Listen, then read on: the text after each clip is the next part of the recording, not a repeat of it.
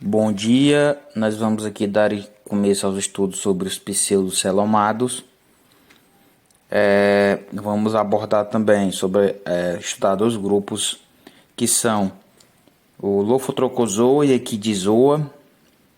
Vamos explorar também as principais diferenças entre acelomados, pseudocelomados e celomados, né, que é o que possui o celoma verdadeiro.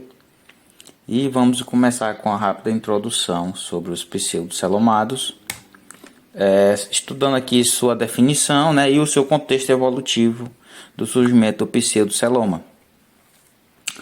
Nós temos aqui o pseudoceloma, é a cavidade que é chamada de pseudoceloma, é totalmente revestida por um tecido mesodérmico em todas as partes. Parte dela é revestida por uma mesoderma e outra parte é revestida por uma endoderma. Contexto evolutivo. Algumas teorias sugerem que o pseudoceloma pode ter surgido com a adaptação à locomoção e à ingestão em animais que possuem uma estrutura corporal simples, né? Que no caso aqui ele está se referindo aos acelomados, né? Nós temos que no caso aqui, como já estudamos aqui nas aulas passadas, os plateumintos, que eles eram, mesmo tendo os três tecidos germinativos, eles eram acelomados, né? E por isso o corpo achatado, porque tinha ausência de sistemas no seu corpo, no caso sistemas reprodutores, né, excretores bem definidos, né, ou circulatórios, que são essenciais, né, aqui para os acelomados ou para os celomados, perdão. Aqui ele pode ter oferecido uma melhoria na circulação de fluidos e nutrientes, além de um espaço para desenvolvimento de sistemas reprodutivos e excretores mais complexos. Viu? Com o pseudoceloma nós temos aqui uma atualização dos sistemas, né? Onde ele passa de ser simples para ser mais complexo. Aqui nós podemos ver as principais características dos pseudocelomados. Nós temos aqui a cavidade, né? Que é a cavidade do pseudoceloma, onde a cavidade corporal que está parcialmente revestida por um tecido mesodérmico, né, que é parcialmente revestida por a endoderma. Isso significa que uma parte da cavidade é revestida por um tecido derivado da camada germinativa intermediária, né, isso é a mesoderma. Nós temos aqui as funções gerais, que é o pseudoceloma, desempenha funções importantes como alojamento de órgãos reprodutivos, digestivos e excretores, né, permitindo que os órgãos funcionem em um ambiente líquido. Temos a locomoção, que os pseudocelomados utilizam o líquido presente no pseudoceloma para auxílio de locomoção, né? Que os movimentos do líquido dentro da cavidade, podendo impulsionar os animais, facilitando a movimentação. Nós temos aqui a nutrição e circulação. O pseudoceloma também pode desempenhar um papel na circulação de nutrientes e gases, permitindo que as substâncias se movam dentro do corpo do animal. Desenvolvimento reprodutivo. Em muitos pseudocelomados, o pseudoceloma é o local onde ocorre o desenvolvimento de órgãos, né, reprodutivos e onde os estágios iniciais do desenvolvimento dos embriões podem ocorrer. Nós temos aqui os sistemas excretores. O pseudoceloma também pode servir como um espaço para a eliminação de produtos, de resíduos, né, metabólicos, permitindo que certos processos de excreção ocorram. Nós também temos uma variedade de organismos, onde os grupos mais conhecidos dos pseudocelomados incluem os nematódios, né, que são os vermes redondos, e os rotíferos, mas também outros grupos menos conhecidos, que é o que a gente vai estudar sobre o grupo do Lophotrochozoa e do Equidizoa, né, que nós vamos estudar os filos que estão dentro desse grupo. Aqui nós podemos ver que os animais celomados, né, que possuem o verdadeiro celoma, que eles têm as três camadas germinativas, ectoderma, mesoderma e endoderma, e o celoma, né, que reveste a endoderma. Nós temos aqui umas funções, que a primeira função Aqui nós temos a proteção dos órgãos internos, né? Onde o celoma envolve os órgãos internos, protegendo-os contra os impactos e choques. Nós temos o espaço para desenvolvimento. O celoma também oferece um espaço no qual os órgãos internos podem crescer e se desenvolver, permitindo que uma complexidade e especialização de funções, né? Com o celoma, vamos ter órgãos mais complexos, né? E especializações dos órgãos, né? Então vemos aí que a presença do celoma, né, faz com que deu assim um salto muito grande na evolução, né, dos seres vivos, né, com especializações dos órgãos e funções no organismo.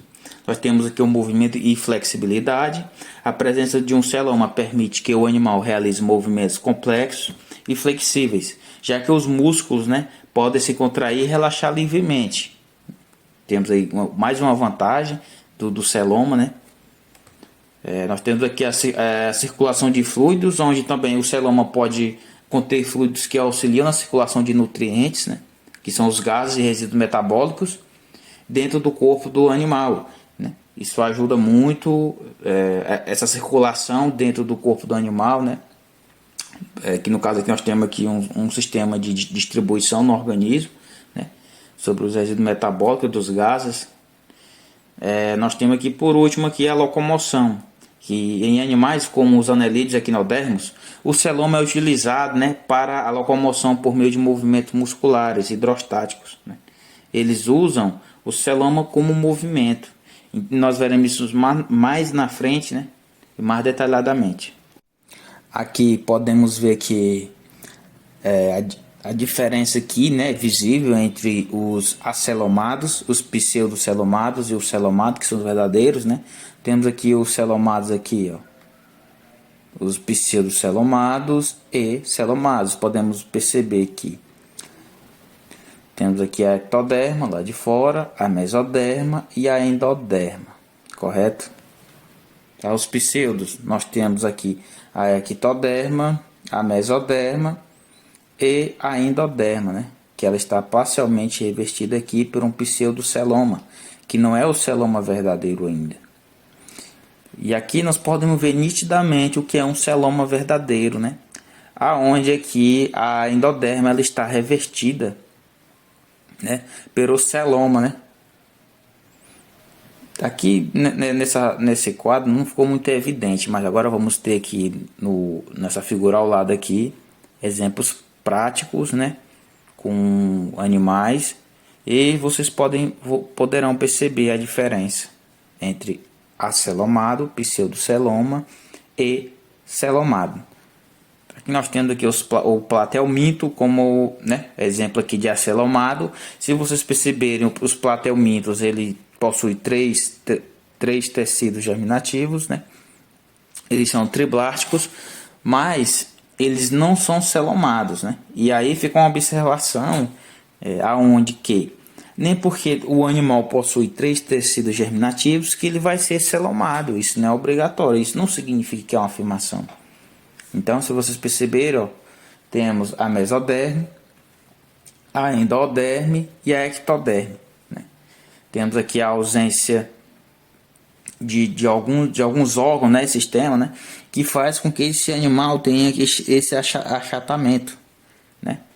E aqui nós temos os pseudocelomados, que eu trouxe o nematelminto, né, que são os vermes. Aqui se você pode ver que a ectoderma lá de aqui, a mesoderma e a endoderma, e nós temos aqui o revestimento aqui do pseudoceloma sobre a endoderma, né, que é um pseudoceloma falso, ou que é um celoma falso. Ele não é verdadeiro, né, mas que a endoderma está parcialmente revestida pelo pseudoceloma. E nós temos aqui nos anelídeos o celoma, que é o celoma verdadeiro, né? Nós temos aqui a ectoderma, a mesoderma e a endoderma, que está revestida pelo verdadeiro celoma. E aqui no centro nós temos a cavidade corporal, né? Que é a estrutura que ela pode estar ausente ou presente em alguns animais.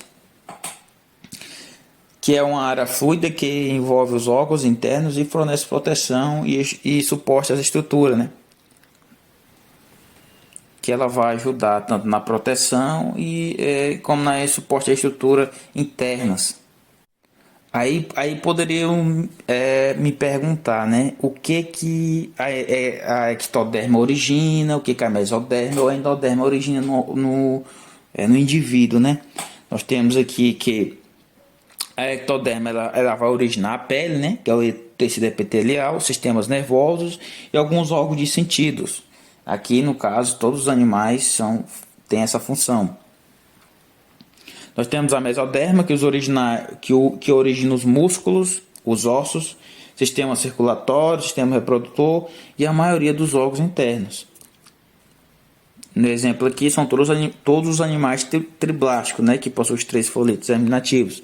E já a endoderma, que é a parte de dentro, né, que ela está revestida pelo celoma, origina o revestimento do trato digestivo e órgãos internos, né? Então ele vai o que? Reverter o trato digestivo e órgãos internos, como fígado, pulmões, né? E são todos animais triblásticos, né? Temos aqui, né, a origem embrionária e as funções no organismo. Nos nematódios, por exemplo, né, o pseudoceloma ele se origina do blastocélio, que o blastocélio que é um espaço fluido, né, entre entre a blastoderma, que é a camada externa do embrião, e a endoderma, né, que é a camada celular interna do embrião.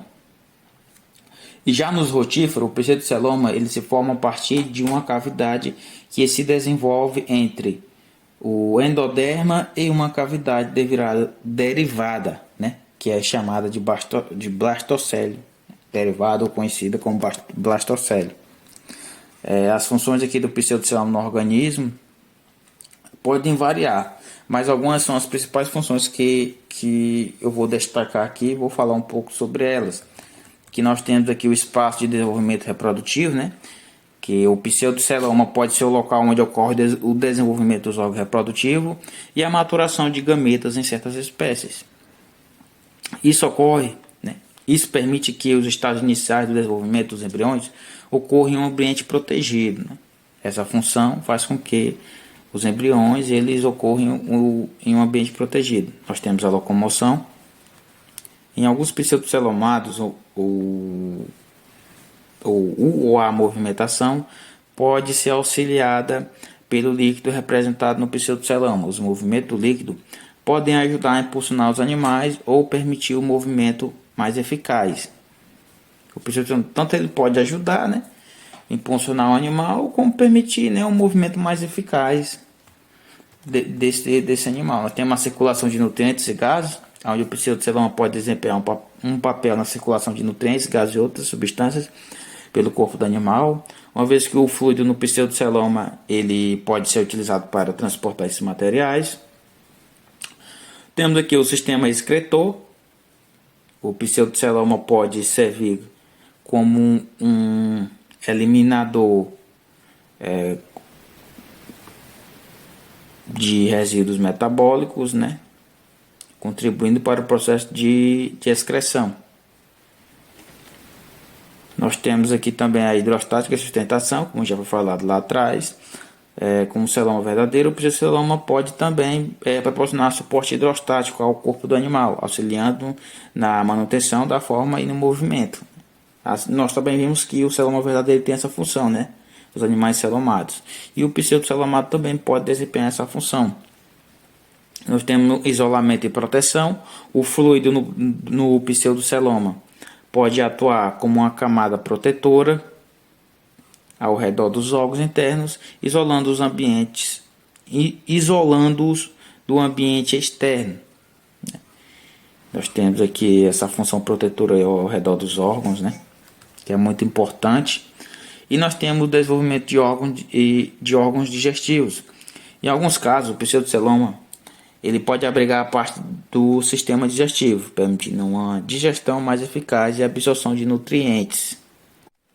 Agora que já entendemos o que é um pseudocelomado, um celomado e um acelomado, nós podemos entrar aqui na parte em que vamos estudar o grupo dos Lophotrochozoa. E nós estudaremos aqui 4 filos, que são rotífera, né? Que são os rotíferos,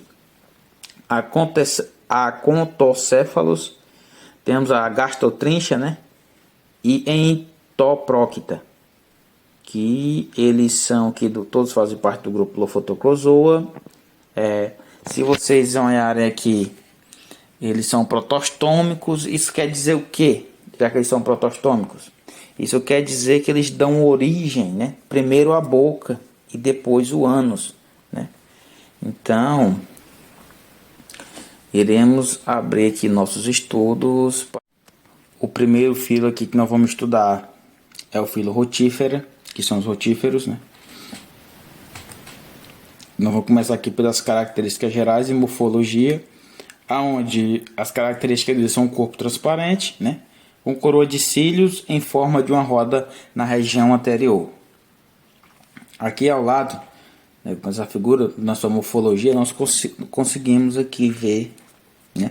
Aqui na parte anterior aqui, essa coroa ciliada, né? O seu corpo é transparente. Nós podemos perceber que a boca é a presença de boca, né? E ânus, como eles são protostômicos, né? Já existe já o sistema aqui digestório, né? Excretor ou excretor. Nós temos aqui os océlios, né? Como nós vimos lá nos plateumintos, o océlio ele não é olho, né? Mas ele tem uma função muito importante no animal, que é o fotorreceptor, o fotoperíodo, né? Que ele desempenha a função tanto predatória, né? Para identificar um animal, como de defesa. E aqui também tem o estômago, tronco, glândulas gástricas, glândulas salivares, bexiga, tem os dedos aqui, né, na parte posterior. O ciclo de vida dos rotíferos, né, ele geralmente tem ciclos de vida curtos, né, e reprodução rápida. Muitas espécies elas podem se reproduzir assexuadamente por patogênese, aonde as fêmeas elas produzem ovos não fertilizados que se desenvolvem novos indivíduos sem a necessidade de fertilização. Eles também podem se reproduzir sexualmente, formando ovos resistentes que podem sobreviver em diversas condições. Que nós temos aqui, nós podemos ver na figura aqui, né?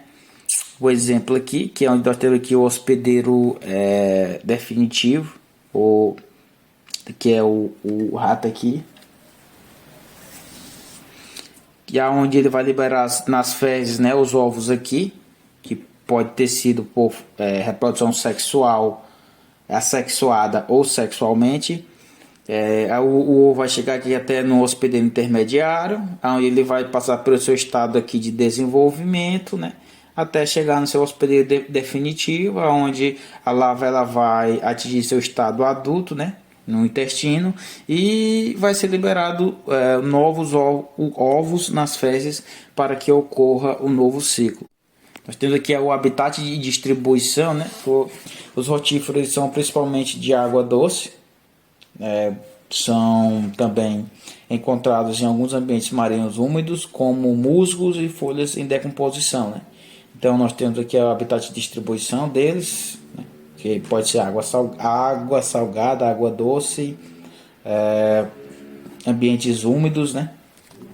Em lugares com musgo, né? Que há alta umidade. Umidade. Nós temos aqui mais um ponto que é a sua importância ecológica, onde essa importância ecológica está envolvendo a alimentação, né? Que são os rotíferos são importantes na cadeia alimentar aquática, que eles servem como alimento para muitos micro-organismos, pequenos invertebrados e até mesmo peixes, né?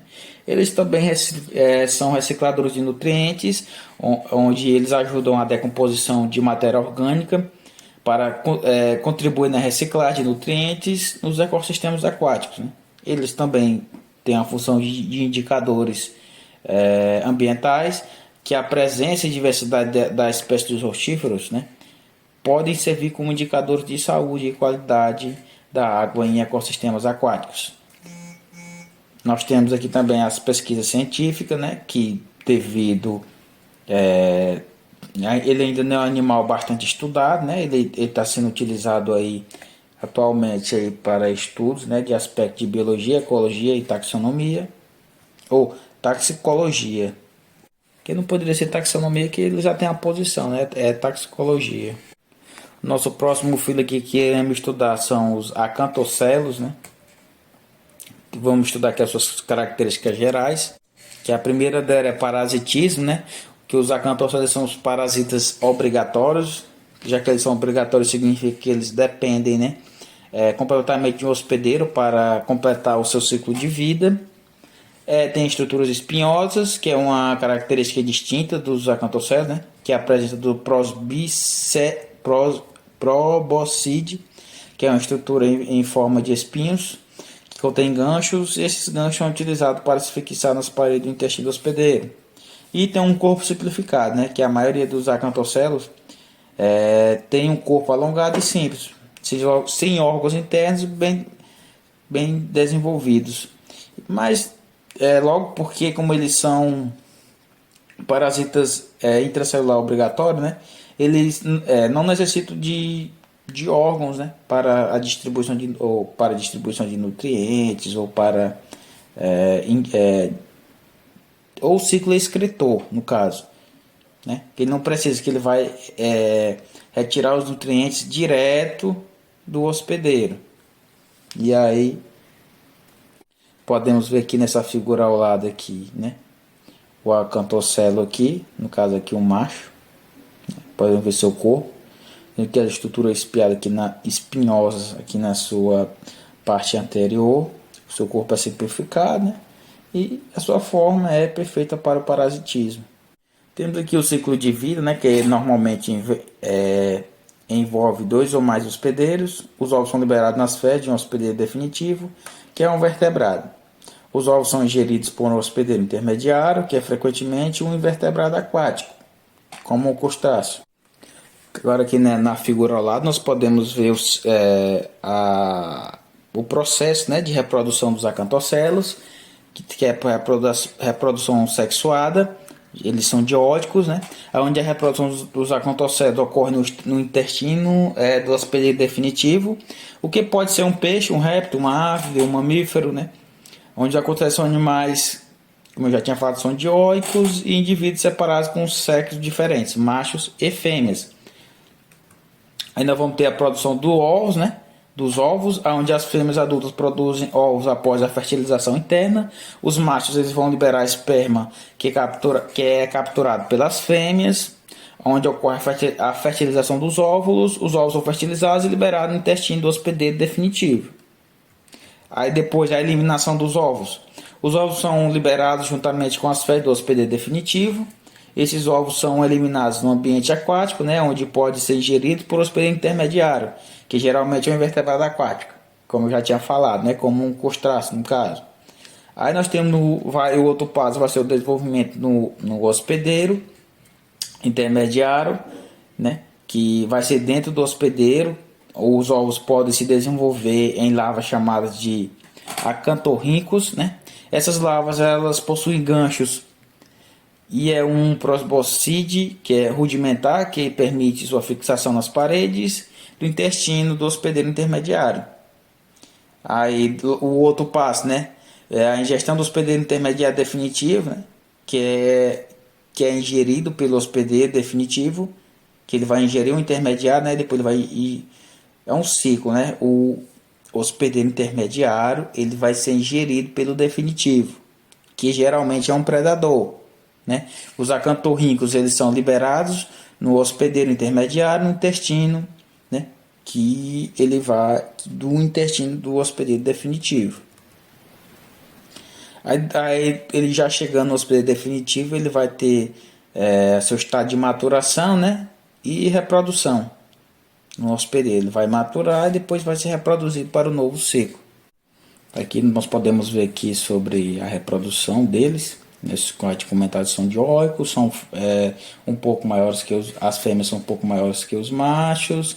Ambos os sexos, as gônadas estão escondidas dentro do saco de ligamentos. Aqui na figura ao lado aqui nós podemos Ver aqui que a fêmea, né, ela é um pouco maior que o macho, aqui no seu estado já está enrolada. O macho ele é menor, né, mas em compensação o seu diâmetro ele é mais largo de diâmetro, né, seu diâmetro é maior.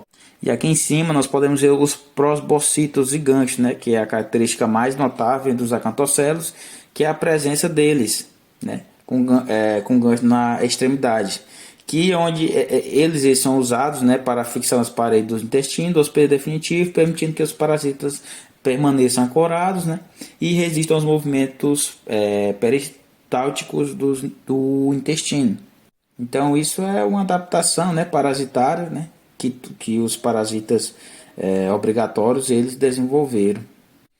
Nós temos aqui a ecologia, que a ecologia dos acanthocephalo são parasitas do filo Acanthocephala, está profundamente ligada à sua adaptação parasitária e ao ciclo de vida complexo, que envolve hospedeiro intermediário e definitivo. Sua adaptação parasitária evoluíram para maximizar sua sobrevivência e reprodução nos ambientes em que habitam, né? Aqui sua ecologia fica bem evidente, que nós já tínhamos comentado lá atrás. Nós temos aqui a adaptações ecológicas, né, que é a estrutura do prosbocitos e ganchos, que são parasitários, né?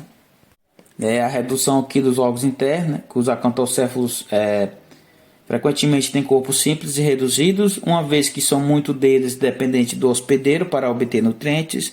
Isso é uma adaptação para uma vida parasitária, onde a maioria das funções vitais é realizada pelo hospedeiro. Temos o ciclo de vida, que é complexo, né? Onde o ciclo de vida envolve o hospedeiro intermediário definitivo, que ajuda a aumentar a chance de encontrar hospedeiros certos para a reprodução e transmissão. A complexidade do ciclo de vida também pode produzir a concorrência com outros parasitas, uma vez que todos os hospedeiros são adequados para cada estágio do ciclo, né? Nós temos aqui que o hospedeiro ele é adequado para o estágio do seu ciclo, do ciclo aqui dos acanthocelos. E outro ponto aqui são a adaptação para a transmissão, né? Isso frequentemente envolve uma predação de hospedeiros intermediários, né? Por hospedeiros definitivos. Isso pode aumentar a probabilidade que os acanthocelos eles entrem nos hospedeiros definitivos quando os hospedeiros intermediários são ingeridos. Nós temos aqui a fertilização interna, que a fertilização interna permite que os acanthocelos produzam ovos fertilizados, prontos para serem eliminados nas fezes dos hospedeiros definitivos. Isso é uma característica que ela vai ajudar a sobrevivência e a transmissão dos ovos no ambiente, né? Nós temos aqui uma variação genética e especialização. Em alguns acanthocelos, há evidência de variação genética dentro da população, né? O que pode ajudar, o que pode ser uma adaptação para lidar com a variação do hospedeiro intermediário definitivo, né? Alguns parasitas também são altamente especializados em relação aos seus hospedeiros, né? O que vai ajudar a garantir que os estágios certos do ciclo de vida ocorram em hospedeiros adequados, né? Podemos ver aqui que o acanthocele é bastante especializado, né? Em seu parasitismo. Nosso próximo filo aqui é as gastotrincha, né? Que eles são pequenos animais aquáticos, né, ou aquático-terrestres, né, que possuem características únicas e interessantes, né, estudadas, que nós vamos aqui ver um pouco sobre ele aqui. Temos aqui as características gerais, temos aqui o seu tamanho, né, as gastotrinchas são microscópicas ou muito pequenas, né, tem simetria bilateral, né. Tem a cutícula protetora, eles possuem uma cutícula fina e transparente que reveste o corpo, oferecendo proteção e auxiliando na locomoção, né? Tem uma vantagem aqui dessa cutícula.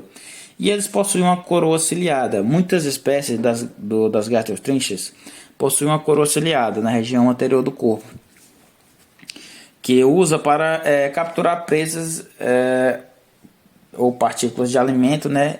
para a locomoção. Podemos ver aqui nessa figura que é uma gastotrincha, né? Sua coroa ciliada, tem intestino, ânus, tem boca, né?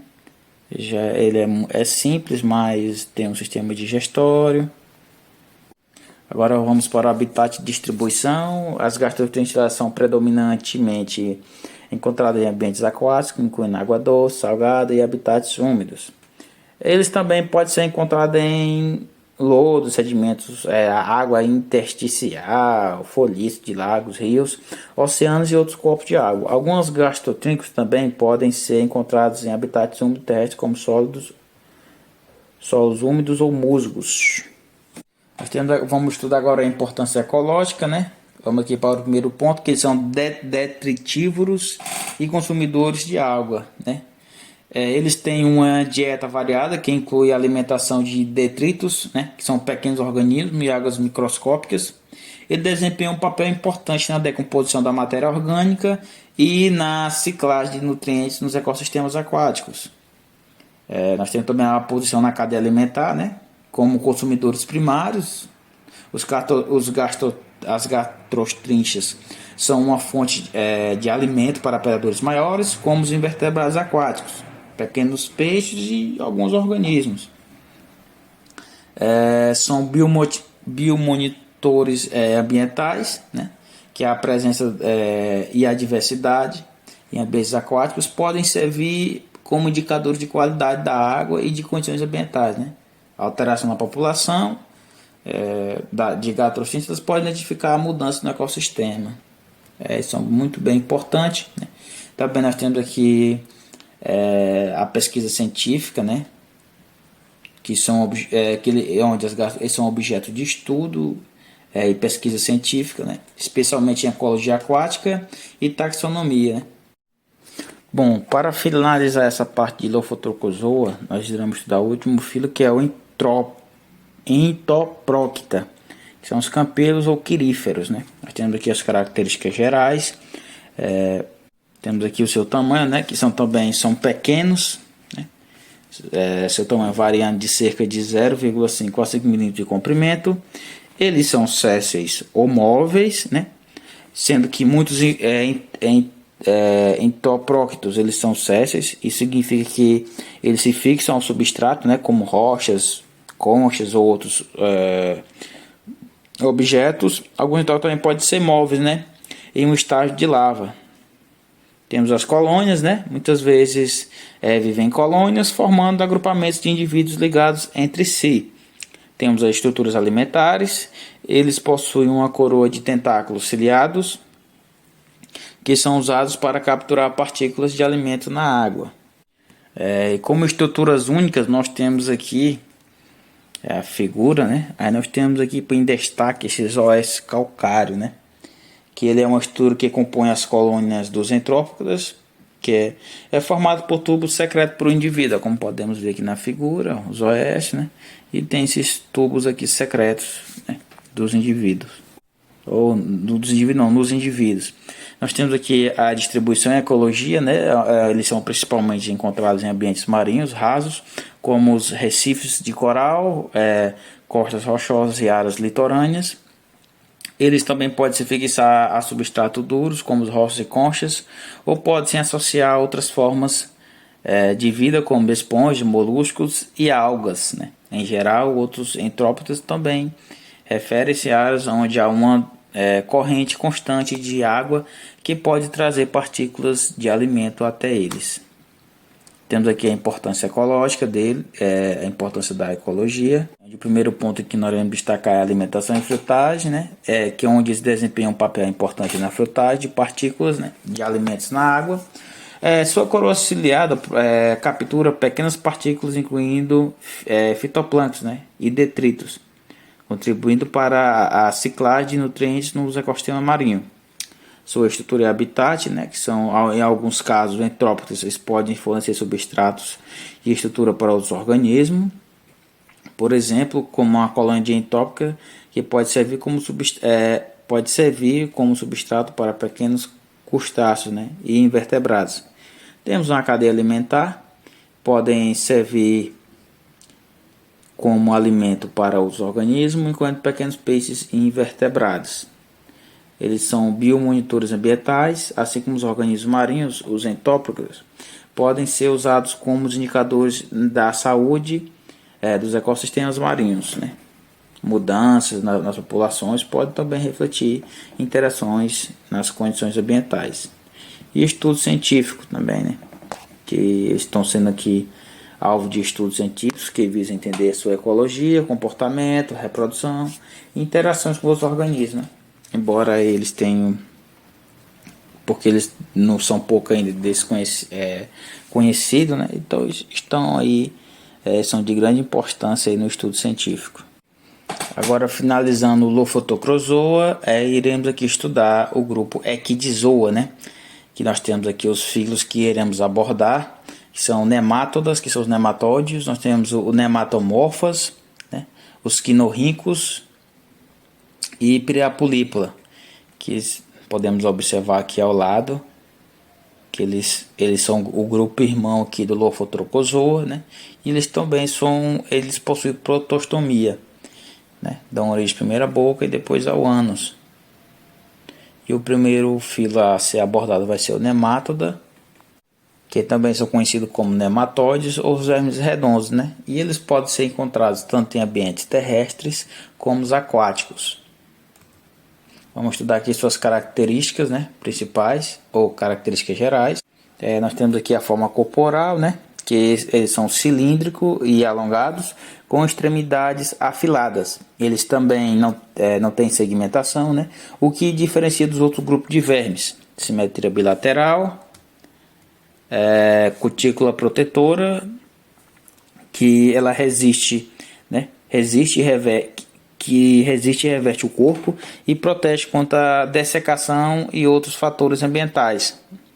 Sistema digestivo completo. Eles possuem um sistema digestivo completo com boca na extremidade anterior e ânus na extremidade posterior. E são pseudocelomados, que significa que ele não é completamente revestido pela mesoderme, né? Aqui na figura ao lado nós podemos ver que a estrutura. A boca com faringe, intestino, né? O ânus aqui na parte posterior, as cutículas, placa retrátil, anel nervoso.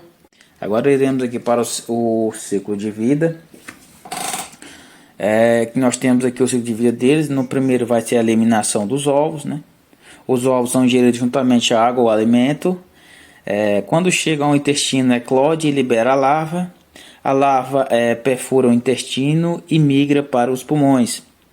Nesta fase, a doença pode ser confundida com pneumonia. Dos pulmões vão para a faringe e posteriormente serão deglutidas e retornam ao intestino. A partir desse momento, iniciam a reprodução, liberando milhares de ovos, né?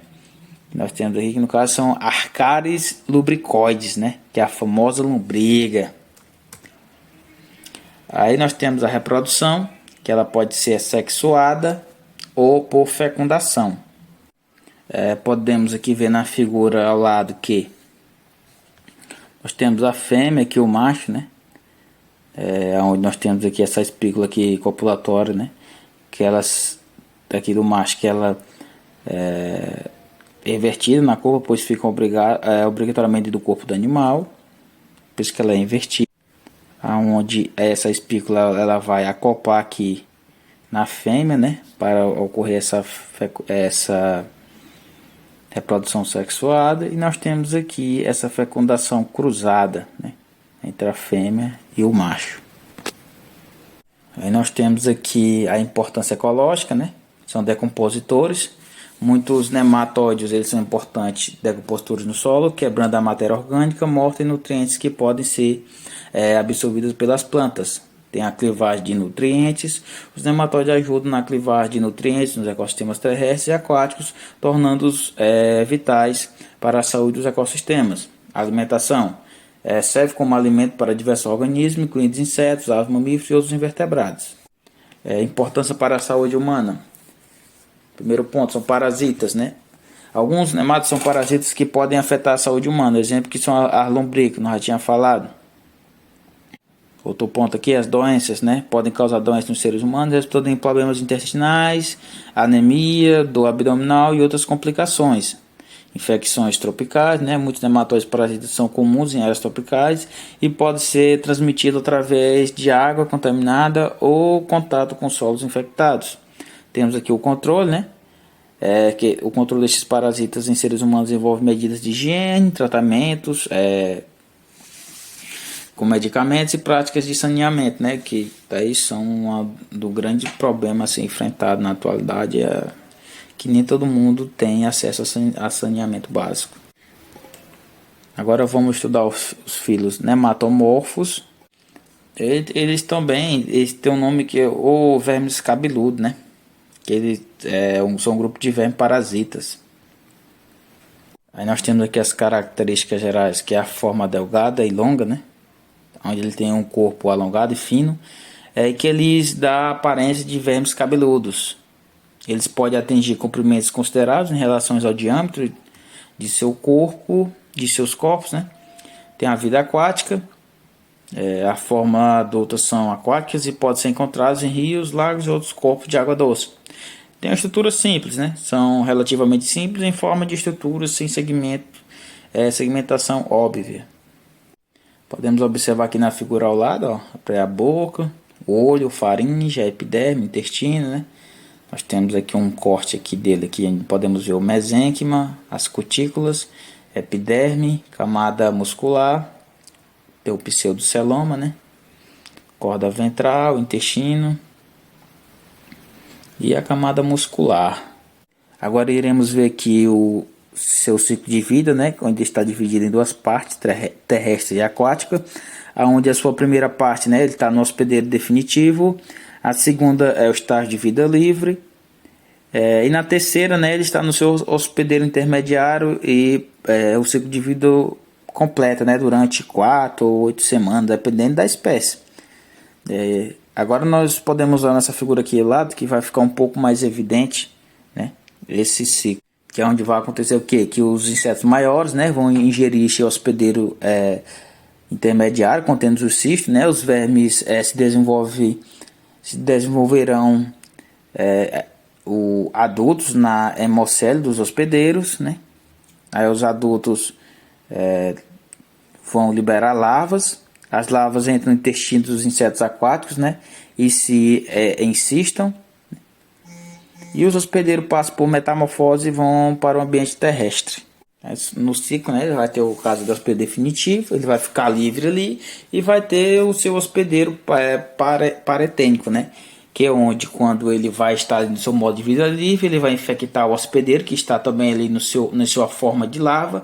Aí o hospedeiro intermediário ele vai evoluir, vai sofrer metamorfose, né, para chegar até o seu ambiente terrestre.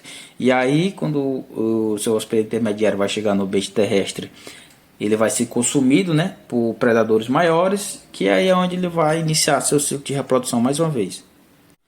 O segundo outro ponto, nós temos a reprodução, que é a reprodução sexuada, havendo fecundação de gametas, né, que mantém a variabilidade genética da espécie, ele podendo ser monóica ou dioica, né. Eles podem ser monóicos, quer dizer o quê? Que eles podem se autofecundar, e dioica, né, que é necessário os dois sexos, né, masculino e feminino, para que haja essa troca de gametas, para que haja a fecundação. Nós temos aqui a ecologia e o comportamento parasitário, né? Que a ecologia é integrante devido à complexidade de interação com os hospedeiros intermediários e sua adaptação para o ambiente aquático. Eles desempenham um papel específico na cadeia alimentar aquática, uma vez que os adultos são fonte de alimento para muitos predadores aquáticos, como nós já tínhamos comentado lá atrás. As larvas podem afetar o comportamento dos hospedeiros intermediários, né?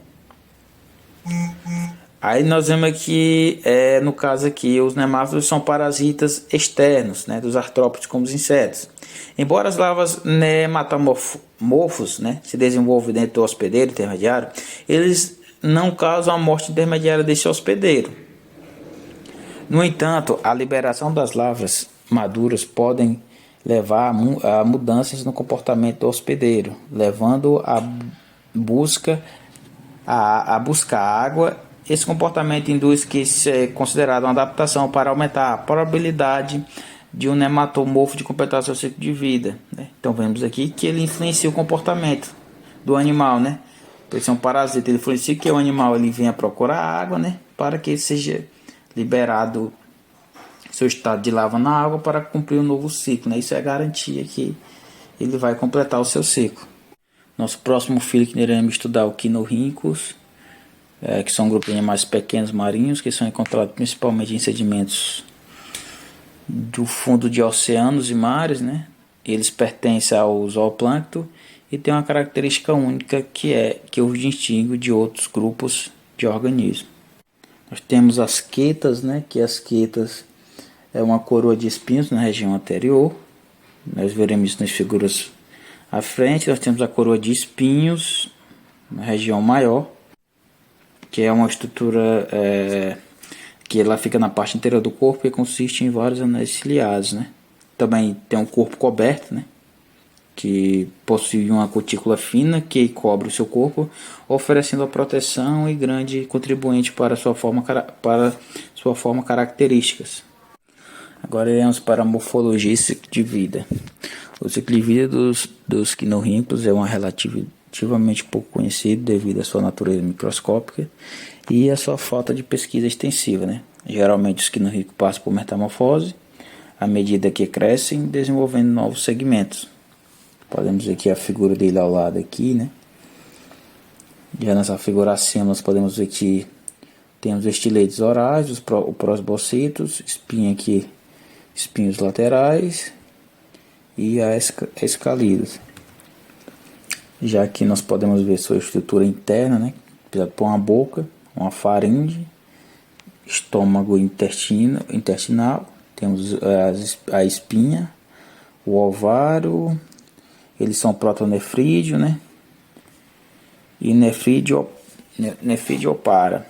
Aqui nas estruturas externas temos a placa terminal, nós temos aqui o cone oral, espinho dorsal, placa tergal, a escaladísio, tem um tronco, tem um esporo excretor, espinho terminal lateral, né? Espinho lateral e os segmentos. Habitat e distribuição, os quinorríncos são habitantes de ambientes marinhos, principalmente em sedimentos no fundo do oceano ou áreas costeiras. Eles podem ser encontrados em águas rasas e profundas, desde zonas costeiras até águas oceânicas mais profundas. Temos aqui a importância, onde eles são detritívoros, o que significa que eles se alimentam de partículas orgânicas mortas presentes nos sedimentos marinhos, né? Também desempenham um papel importante na decomposição e na reciclagem de nutrientes nos ecossistemas. Efeitos na estrutura do sedimento, que a atividade alimentar dos quinorríncos pode afetar a estrutura de sedimento, contribuindo para a sua aerificação e mistura.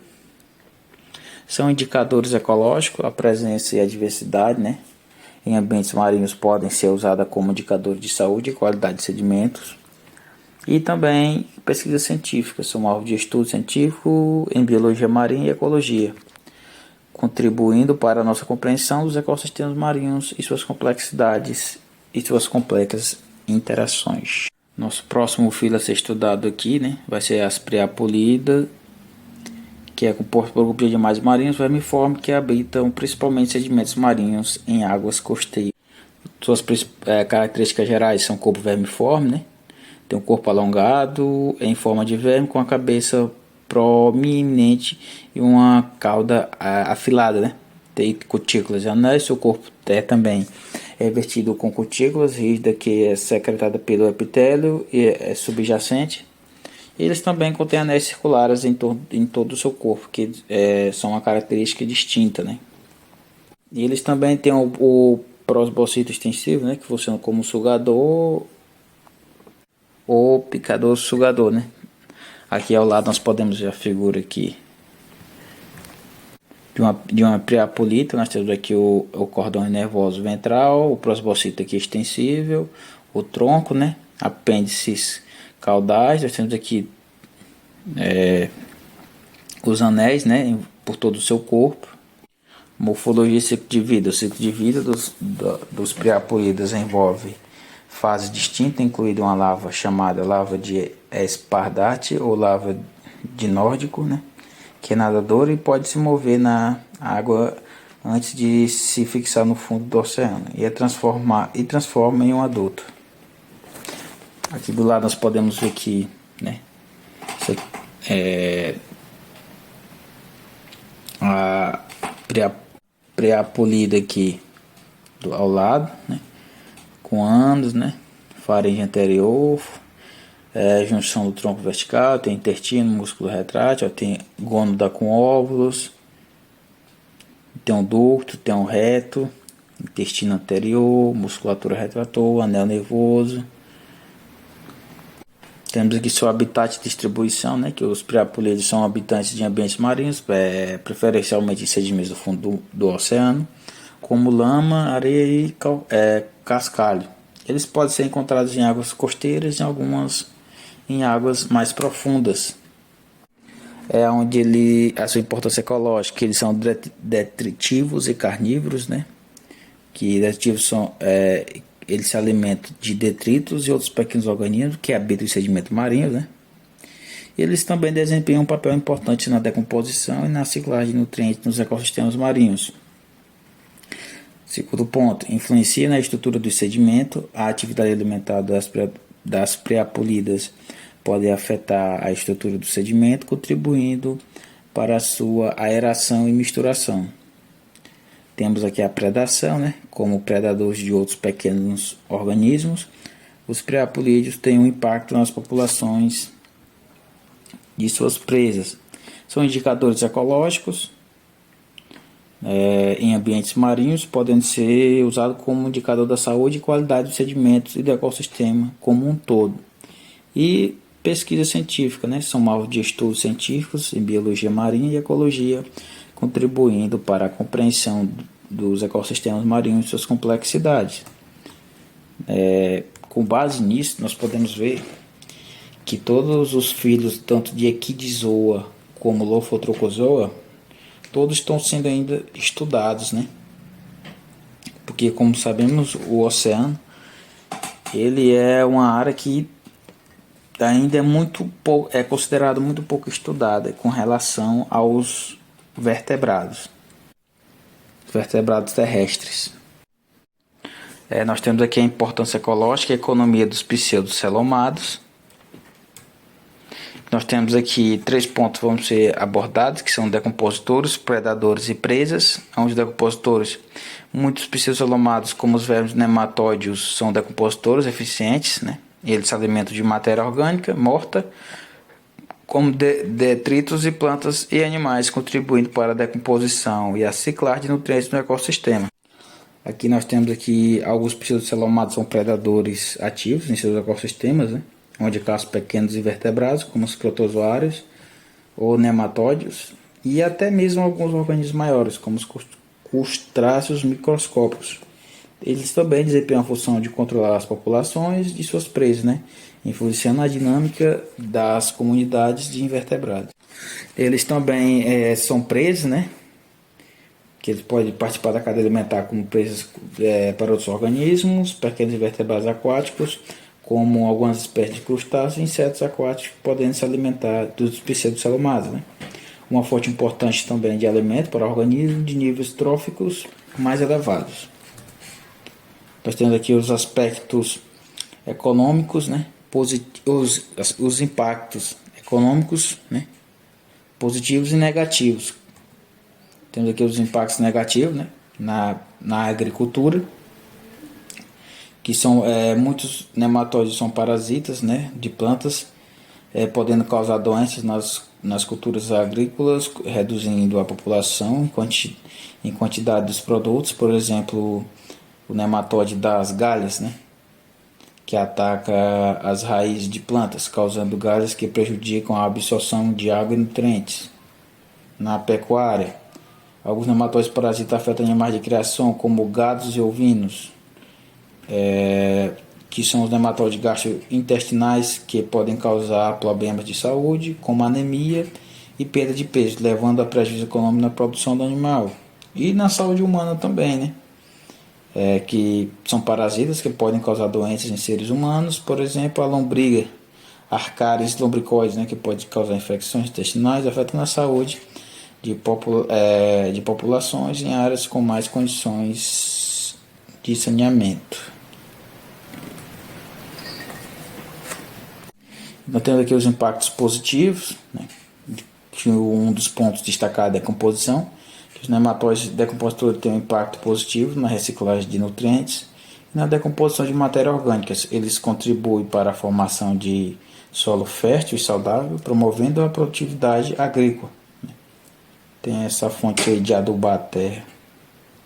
Também o controle biológico, né, que são usados como agente de controle biológico para combater pragas de insetos. Os nematóides entomopatogênicos, parasitas insetos, né, e podem ajudar a reduzir as populações de pragas em culturas agrícolas. Estudo científico, né, que pode levar a uma melhor compreensão de suas interações com plantas, animais e seres humanos, resultando em uma estratégia de manejo mais eficaz e melhores práticas agrícolas. Nós temos aqui os indicadores ambientais, que muito dos animais estudados, né, mais atrás, eles têm essa função, como da saúde do solo e qualidade do ambiente, né? Sua presença e diversidade pode fornecer informações sobre as condições do ecossistema. Agora aqui nós temos aqui vamos estudar a principal diferença entre pseudocelomados, celomados e acelomados, né? Que nós vamos abordar os aspectos como estrutura, desenvolvimento embrionário e adaptações.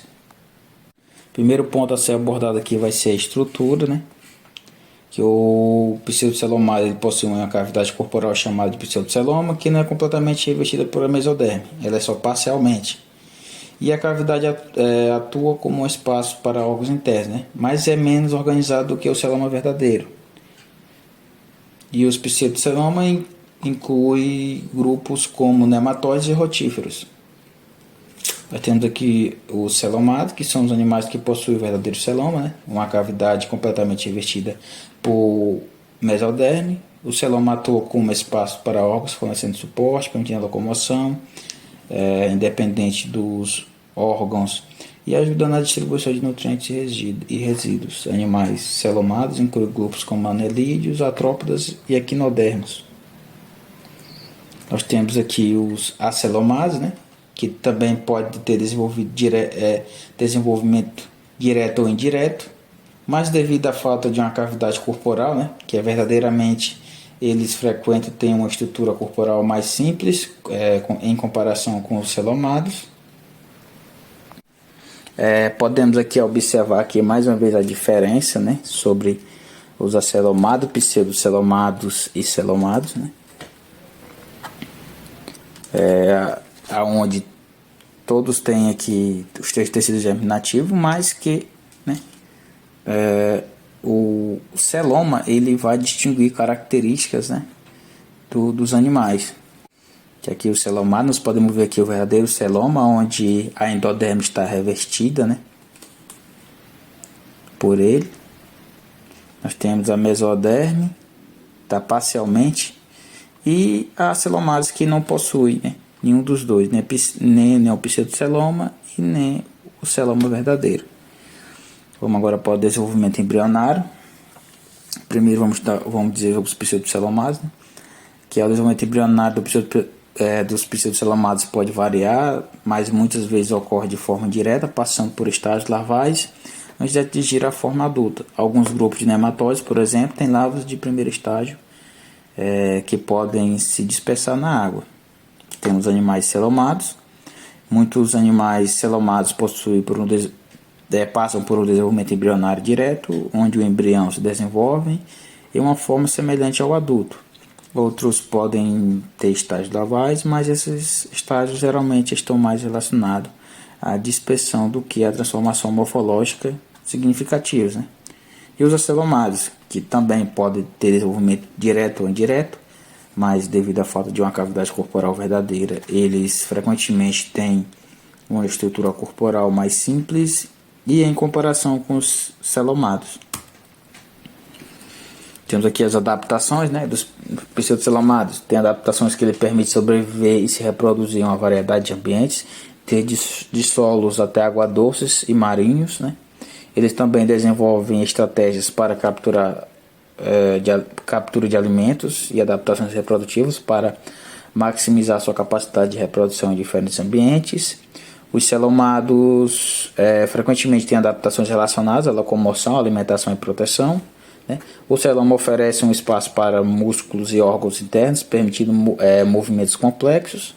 Esses animais também frequentemente têm uma estrutura especializada, como apêndices articulados, né, em artrópodes e cerdas como anelídeos. E os animais acelomados, que frequentemente têm adaptações para compensar a falta de uma cavidade corporal. Isso pode incluir sistema digestivo, excreção mais simples, né, e eficientes, bem como adaptações para aumentar a eficácia de absorção de nutrientes. Temos aqui as pesquisas recentes, né, que são avanços tecnológicos. Temos aqui o sequenciamento de nova geração, o NGS, né, que permitiu analisar detalhadamente todos os genomas de diferentes organismos, incluindo os pseudocelomados. Isso pode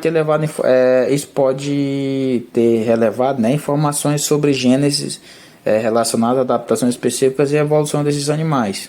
Temos a microscopia avançada também, que permite estudar a anatomia interna e estrutura microscópica dos pseudocelomados com maior detalhe, auxiliando a compreensão de sua morfologia e fisiologia. Temos até técnicas de biologia molecular, né? Como a reação em cadeia de polimerase e a análise de expressão genética podem ter sido usados para estudar o desenvolvimento embrionário, expressão de gêneros e regulação genética nos pseudocelomados. Temos aqui também a modelagem computacional, que pode ter sido usada para simular a ecologia e a interação entre os pseudocelomados e os organismos em diferentes ambientes. Previsões sobre os impactos dos animais nos ecossistemas, né? Muito importante também essa modelagem computacional, que é bastante usada atualmente. Tem análise de dados em grande escala, né? Com crescente disponibilidade de dados biológicos, técnicas de análise de dados em grande escala, como a bioinformática, e análise de metagenômica, podendo ter sido aplicados para estudar a diversidade e a distribuição dos pseudocelomados em diferentes habitats. Nós temos a importância da prevenção, né, e conservação. E nós temos a conservação de habitats, né, que muitos pseudocelomados habitam áreas costeiras e sedimentos marinhos que podem ser afetados pela poluição, a degradação e destruição de habitats costeiros devido à urbanização e atividade humana, né? Temos que ter a necessária conservação aí, porque eles vivem em áreas costeiras, marinhas, né? E a poluição também é um grande fator aí que afeta os pseudocelomados. E nós temos aqui os desafios de conservação, que temos a falta de conhecimento, né? A falta de estudos e informações sobre a diversidade e a ecologia dos pseudocelomados dificulta o desenvolvimento de estratégias